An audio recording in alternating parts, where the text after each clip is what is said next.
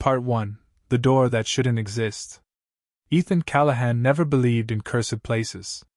As a postgraduate student in comparative mythology, he was trained to see myths as cultural reflections, not prophecies or warnings. He scoffed at haunted tales. But all of that began to unravel the night he found room 313. It was well past midnight, and Ethan had lost track of time in the university library's West Wing, an area officially off-limits after a structural fire in 1982. Rumors whispered among students told of strange noises, missing janitors, and lights flickering where no power should run. Ethan didn't care for gossip, until the floor plan started changing. He had been chasing a reference to a rare occult text, mentioned in the margins of an old Germanic manuscript.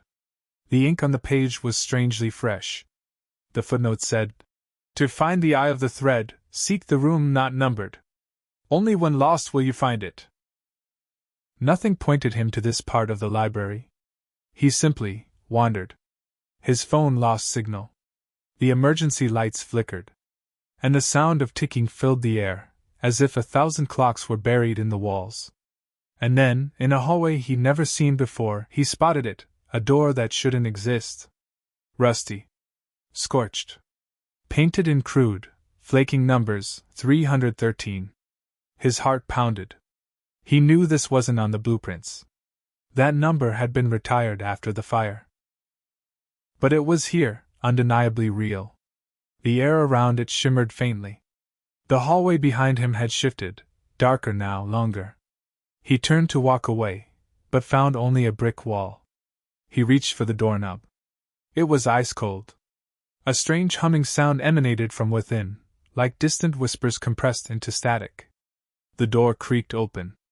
Inside, a windowless room with cracked walls, a single flickering bulb, and an old wooden chair. On the chair sat a book, bound in black leather, glowing faintly. As Ethan stepped inside, the door slammed shut behind him. And locked.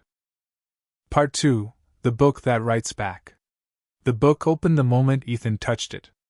Its pages glowed softly, filled with strange symbols that seemed to rearrange themselves with every blink. Though he'd never studied them, he understood them instinctively, like distant memories given form. A single line emerged. "Stories reshape those who read them." The light bulb above flickered, then burst. Shadows twisted. The air thickened, pressing against his lungs. The walls pulsed like a heartbeat. Another line appeared. "To step inside a tale is to surrender a part of yourself." Suddenly, the floor vanished. Ethan didn't fall down, he fell out. When he opened his eyes, he was in a vast mechanical forest. Trees of brass ticked rhythmically. Their branches rotated like gears. Above, 3 unmoving moons hovered in a sky of violet ink. The ground pulsed beneath his feet, glowing lines snaked like circuitry. Somewhere, metal groaned as if the world itself were adjusting. A voice rang inside his mind. "You now walk the unwritten path." A woman appeared, cloaked in constellations. Her eyes swirled with ink. "You opened what should remain closed," she said. "Now the story must write itself through you." Ethan tried to ask where he was. The words stuck. She placed a black feather, a quill, into his hand. "Write to move. Write to survive. But every word will cost a memory." Before he could respond, she dissolved into stardust. Part 3. The Rewrite of the Self. Ethan wandered endlessly through the realm, where nothing stayed the same for long. One moment he stood on a staircase spiraling into clouds, the next he was surrounded by floating books that whispered fragments of unfinished stories. This place was alive, built from narratives, and it was feeding on him. The quill in his hand obeyed every thought. If he needed light, he wrote it. If he feared monsters, they arrived. Words became real. But each word cost him pieces of himself. At first, it was little things, memories of childhood, favorite songs, the feel of rain. But soon, he forgot his mother's face.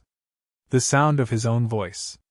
He remembered only that he had to finish the story to escape. He met others, fragments of people who once wrote too much. One man repeated the same line over and over. Endings are doors, doors are endings. A woman with no eyes whispered that she had written herself out of existence. The world bent and twisted, reshaped by imagination and fear. Ethan found himself in a library where books bled ink, then in a tower with staircases that looped. He understood now, this place wasn't a prison. It was a reflection of what stories become when abandoned. At last, he reached a field of white pages stretching infinitely. In its center stood a podium with one blank sheet, the final page. With trembling hands, Ethan wrote. The reader, though broken, completed the final sentence.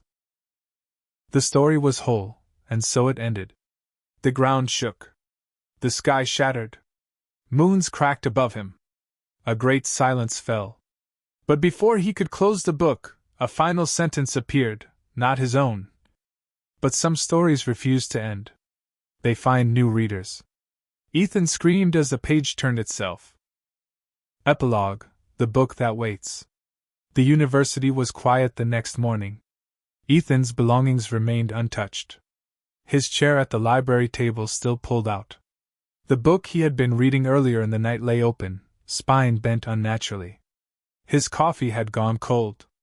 No one remembered seeing him leave. A few students said they had passed him, but couldn't recall exactly when. It was as if he had faded from the edges of memory, like a dream that vanishes upon waking. The janitor found a door at the far end of a hallway that hadn't existed the day before, room 313. It stood slightly ajar. He never entered, but he swore he heard the faint sound of pages turning from within. The air around it was colder, heavier.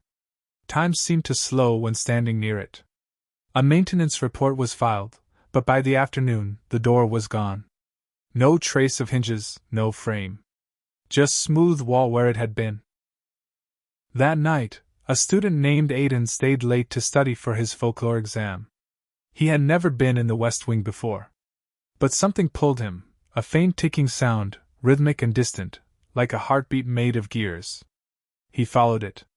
Past stacks of books. Past a darkened hallway that didn't exist on the floor plan. He found a door. It was old. Iron. Numbered 313 in chipped black paint. The ticking grew louder. The handle was warm. He opened it. Inside, a chair. A book. A room that defied logic. The book opened as he stepped in. Pages shimmered. Words wrote themselves. Chapter 1. And the door closed behind him, sealing with a click. Somewhere far below the university, in places no blueprint dares show, the ticking continued. Waiting for the next reader.